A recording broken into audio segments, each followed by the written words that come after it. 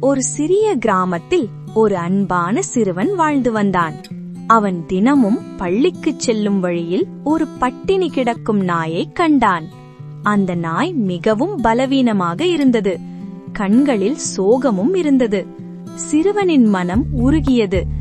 அவன் தினமும் தனது டிஃபனில் இருந்த சிறிய உணவை அந்த நாய்க்கு கொடுக்க தொடங்கினான். முதலில் நாய் பயந்து நின்றது. ஆனால் சிறுவனின் அன்பை உணர்ந்து மெதுவாக அவனிடம் நெருங்கியது. நாட்கள் சென்றன. நாய் பலமாகவும் சந்தோஷமாகவும் மாறியது. ஒரு நாள் மாலை சிறுவன் வீட்டிற்கு திரும்பிக் கொண்டிருந்தான். அப்போது திடீரென்று ஒரு பெரிய பாம்பு அவன் பாதையில் வந்தது. சிறுவன் பயந்து நின்றான். அந்த நேரத்தில் அந்த நாய் ஓடி வந்து பலமாக குரைத்தது. பாம்பு பயந்து ஓடிவிட்டது. சிறுவன் பாதுகாப்பாக இருந்தான். அவன் நாயை அணைத்துக் கொண்டு, "நீ என் உண்மையான நண்பன்" என்று சொன்னான். நாய் மகிழ்ச்சியாக வாலாட்டியது.